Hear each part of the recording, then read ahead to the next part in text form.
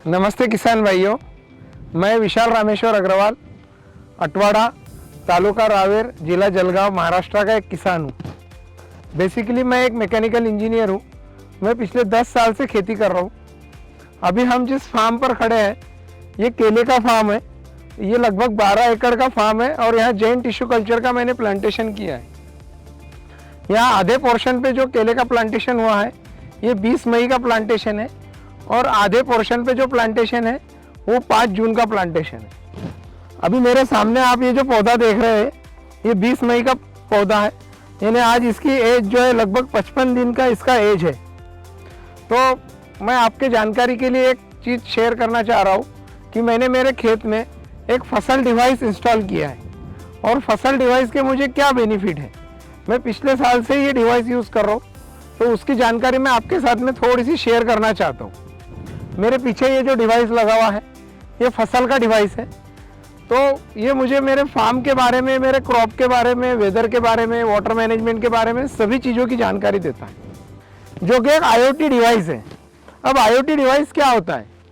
तो IoT device में इसमें बेसिकली एक 15 सेंसर लगे हुए हैं, जिसमें से 3 सेंसर जो है ज़मीन में है और बचे हुए सारे सेंसर ऊपर है। तो इसके ज़मीन में 3 सेंसर है, जो कि 2 सेंसर जो है वाटर मैनेजमेंट पे है और एक सॉइल टेम्परेचर पे। अभी जो केला है तो केले में वाटर मैनेजमेंट जो है बहुत ही इम्पोर्टेंट चीज़ है। केले में लगभग 80% पानी होता है। केले में वाटर मैनेजमेंट में पानी कम भी नहीं चलता और ज़्यादा भी नहीं चलता।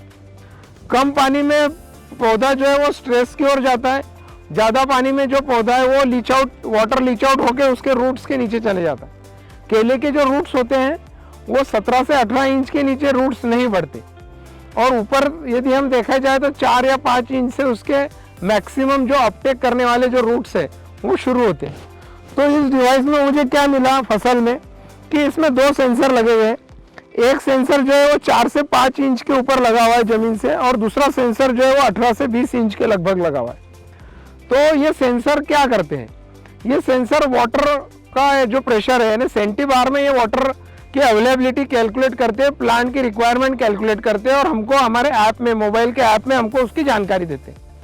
तो अब केले के फसल के लिए कितना वाटर, कितना सेंटीबार पानी हमको ज़रूरी है, तो 10 सेंटीबार से लेकर 20 सेंटीबार तक हमको पानी की ज़रूरत है। तो ये नीचे का और ऊपर का जो प्राइमरी और जो सेकेंडरी सेंसर जो लगा हुआ है ये हमको उस प्रिस्क्राइब लिमिट जो है सेंटीबार की, उसमें हमको वाटर मैनेजमेंट करने में काफ़ी मदद मिलती है। मुझे ऐसा बेनिफिट मिला कि मैं इसके फसल डिवाइस के पहले जो वाटर मैनेजमेंट करता था तो मैं ऑलमोस्ट आज जितना मैं मेरे खेत में पानी दे रहा हूँ इससे मैं डबल पानी देता था। आज मेरी पानी की 50% बचत हुई, बिजली की 50% बचत हुई और जो बचा हुआ पानी है तो जो हम मई और जून में जो प्लांटेशन कर रहे हैं, आप देखो जून में जनरली बारिश होती ही नहीं है, जो बारिश होती है जुलाई से होती है और मैक्सिमम खरीफ का जो हंगाम लिया जाता है वो जून में ही आपको सोइंग या प्लांटेशन करना पड़ता है। तो जो बचा हुआ जो पानी है वो हम दूसरे प्लांटेशन के लिए या सोइंग के लिए हम यूज़ कर सकते हैं। एक्सेस पानी देने से जो फर्टिलाइज़र लीचिंग है वो मेरा रुक गया। तो उससे क्या है कि आपका जो प्लांट है उसको रिक्वायरमेंट प्रॉपर मिली वाटर की। सेकेंड थिंग कि यदि रूट्स के जगह पे ही यदि उसको वाटर और फर्टिलाइज़र अवेलेबिलिटी होना शुरू हो जाए तो रूट्स की ग्रोथ जो है वो रुक जाती है। रूट्स की ग्रोथ रुकी तो पौधे की भी ग्रोथ रुकती है। तो आप प्रिस्क्राइब लिमिट यानी 10 सेंटीबार टू 20 सेंटीबार के अंदर यदि आप पानी की मात्रा रखते हैं तो रूट्स जो है आपका जो ये रेस बेड है, रेस बेड में पूरी तरह से फैल जाते हैं और फैलने की वजह से जितना रूट्स फैलेंगे उतनी प्लांट की जो ग्रोथ है वो यूनिफॉर्म होगी, एक जैसी होगी। तो बहुत ही यानी आपको ये वाटर मैनेजमेंट कैलकुलेट करने के लिए इसके अलावा मैंने काफ़ी सारी चीज़ों का सर्च किया पर इससे बेहतरीन डिवाइस मुझे जो है अभी तक नहीं मिला। और फसल ने जो मुझे रिजल्ट दिए तो फसल की वजह से क्रॉप कंडीशन में काफ़ी बेहतरीन सुधार हुआ है। तो अभी ये तो हो गई वाटर मैनेजमेंट की बात। अब हम आते हैं सॉइल टेम्परेचर पे। तो सॉइल टेम्परेचर बहुत ही एक इम्पॉर्टेंट चीज़ है। सॉइल टेम्परेचर में अभी आज तक हमने कभी किसी डिवाइस में हमको सॉइल टेम्परेचर का पता नहीं चला और सॉइल टेम्परेचर हमें पता होना क्रॉप के ग्रोथ के लिए बहुत ज़रूरी है। पर्टिकुलरली केले के पौधे में तो सॉइल टेम्परेचर का बहुत इम्पोर्टेंस है। क्योंकि सॉइल टेम्परेचर यदि एक प्रिस्क्राइब लिमिट के ऊपर यदि जाता है तो इसमें इर्वेनिया करके एक इर्वेनिया हीट रॉट करके एक बैक्टीरियल इन्फेक्शन डेवलप होता है, जिससे कुछ दिनों बाद जो है वो प्लांट मॉर्टेलिटी की ओर जाता है। और वो हमें यदि समय से पता चल जाए तो हम उसका प्रिकॉशनरी मेजर ले सकते हैं और उसको स्टॉप कर सकते हैं, या हम थोड़ा सा वाटर मैनेजमेंट या वाटर इरिगेशन बढ़ाकर भी हम इर्वेनिया हीट रॉट को कंट्रोल कर सकते हैं। पर ये कब होगा? यदि हमको सॉइल टेम्परेचर पता चला तो। सेकेंड थिंग कि जब हम देखते हैं कि दिसंबर एंड या जनवरी फर्स्ट वीक या सेकेंड वीक में सॉइल का टेम्परेचर जो है वो एटमॉस्फेरिक टेम्परेचर से कम हो जाता है, उस कंडीशन में क्या होता है कि जब टेम्परेचर 10 डिग्री के नीचे जाता है तो रूट्स जो है ब्लैक होना शुरू हो जाती है और रूट्स जो है न्यूट्रिशन या वाटर अपटेक नहीं करती। तो यदि हमारा क्लाइमेटिकल कंडीशन से यदि सॉइल टेम्परेचर नीचे जा रहा है या 10 डिग्री के नीचे जा रहा है तो आज कई सारे ऐसे न्यूट्रिशन मार्केट में अवेलेबल है कि जिससे हम थोड़ा सा 2 से 3 डिग्री सॉइल टेम्परेचर बढ़ा सकते हैं। तो वो हम न्यूट्रिशन जो है वो ड्रिप के द्वारा छोड़कर और हमारा सॉइल टेम्परेचर जो है कंट्रोल में रख सकते हैं।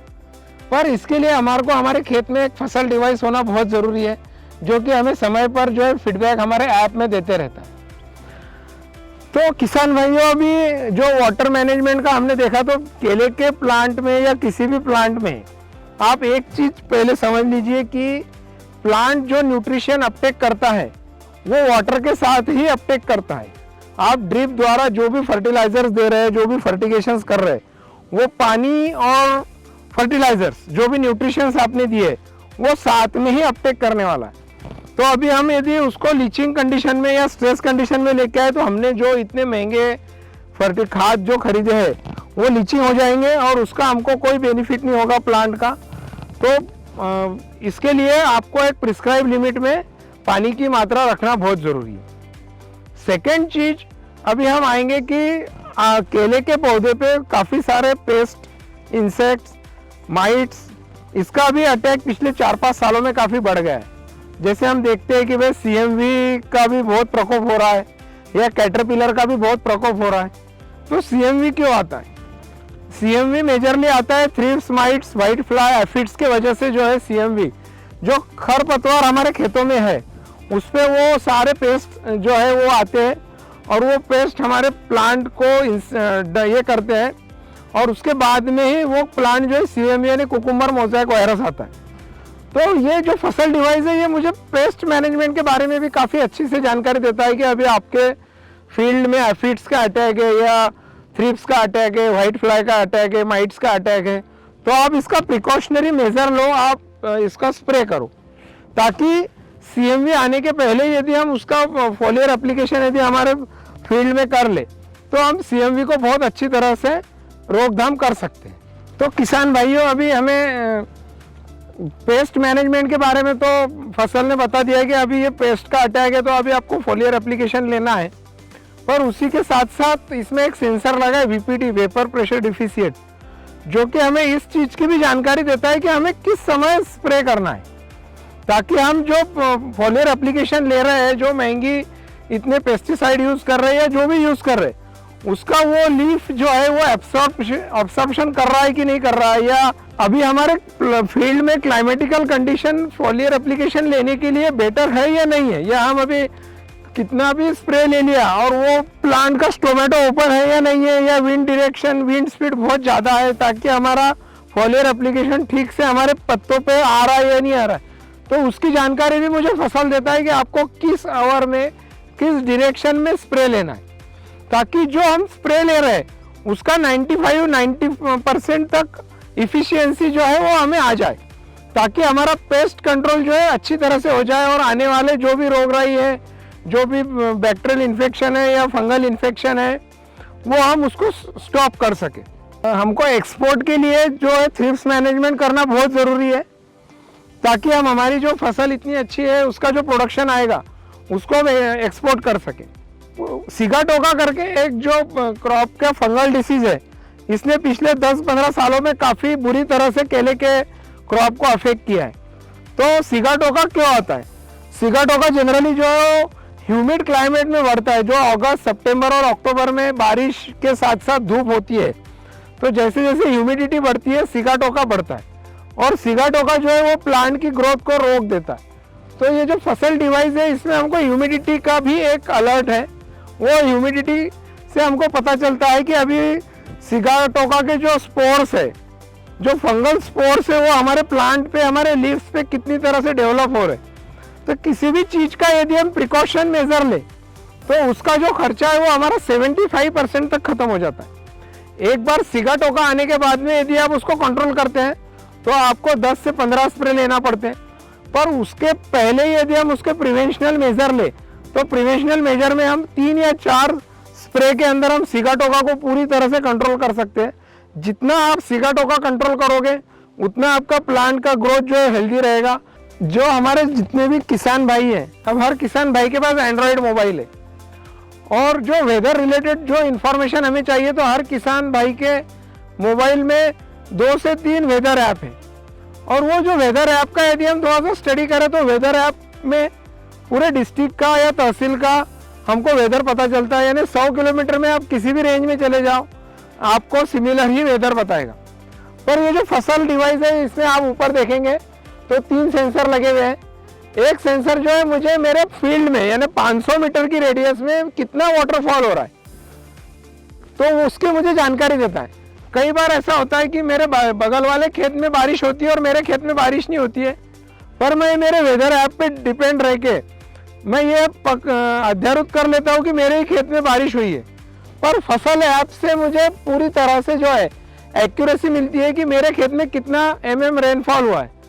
उसके अकॉर्डिंगली मैं मेरा intercrop cultivation activities, फोलियर activities, fertigation की एक्टिविटीज़, वाटरिंग की एक्टिविटीज़ सारी मैनेज कर पाता हूँ। दूसरा आप देखेंगे कि उसमें और 2 सेंसर ऊपर लगे जो कि मुझे एक विंड डायरेक्शन और एक विंड स्पीड बताता है। तो विंड स्पीड का केले में क्या बेनिफिट है? विंड स्पीड का ये बेनिफिट है कि मुझे हर चीज़ का 14 डेज का इस फसल में फोरकास्ट मिलता है।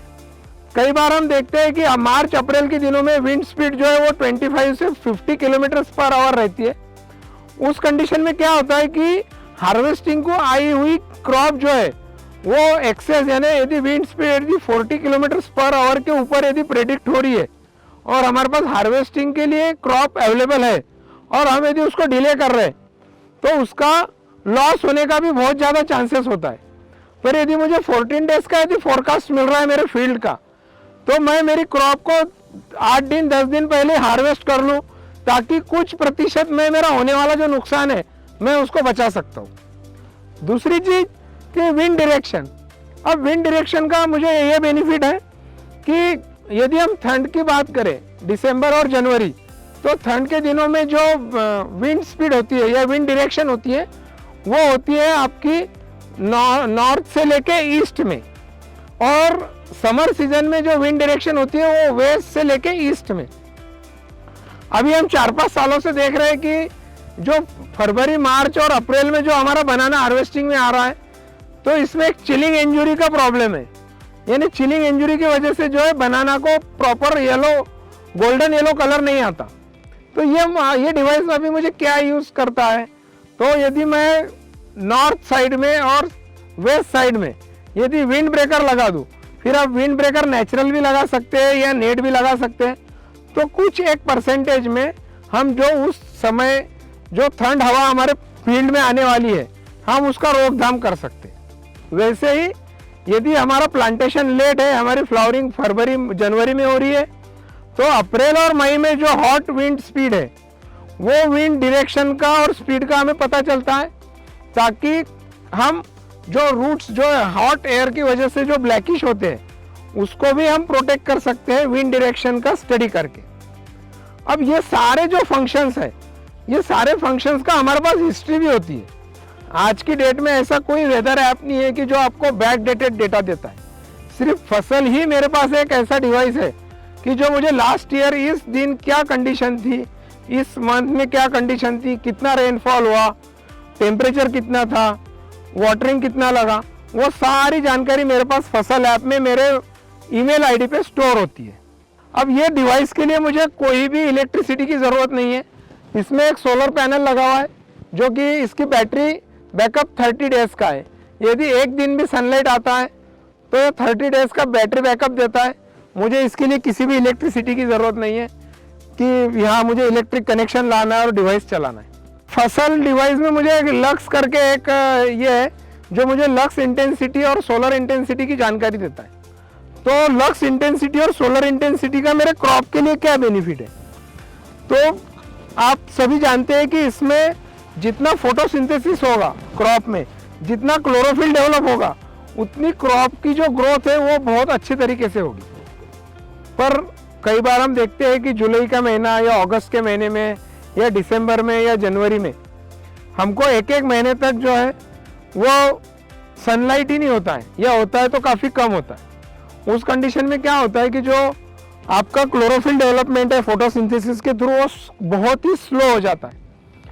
तो हमको उस टाइम पे क्या करना है कि थोड़ा सा प्लांट को एडिशनल न्यूट्रिशन देना है।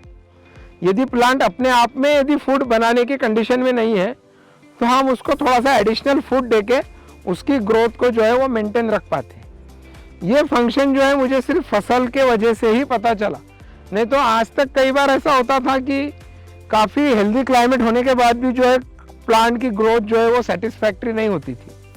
पर जब मुझे लक्स और सोलर इंटेंसिटी के बारे में पता चला और उसके अकॉर्डिंगली मैंने मेरा न्यूट्रिशन मैनेजमेंट थोड़ा सा चेंज किया तो मुझे उसके एकदम ड्रास्टिक चेंज नज़र आए। आपको भी यदि आप ये फसल डिवाइस यदि इंस्टॉल करते हैं तो आप जब इसको इंस्टॉल करेंगे तो आपको इसका बेनिफिट पता चलेगा। तो किसान भाइयों, मुझे है ना इसमें एक और एडिशनल फंक्शन है GDD, यानी growing degree days. Growing degree days क्या है कि जैसे प्लांट की 3-4 स्टेज होती है। एक प्लांट जब होता है वो एक सेटल ग्रोइंग स्टेज में होता है, फिर वेजिटेटिव स्टेज में होता है ग्रोथ में, फिर वो फ्लावरिंग स्टेज में आता है और फिर हार्वेस्टिंग स्टेज में आता है। तो हर स्टेज में उसको वाटर मैनेजमेंट क्या चाहिए, उसकी वाटर रिक्वायरमेंट कितनी है, न्यूट्रिशन रिक्वायरमेंट कितनी है, ये हम GDD के फंक्शन द्वारा कैलकुलेट कर सकते हैं ताकि वो स्टेज वाइज हम हमारे वाटर की और न्यूट्रिशन की रिक्वायरमेंट प्लांट को कंप्लीट कर सके।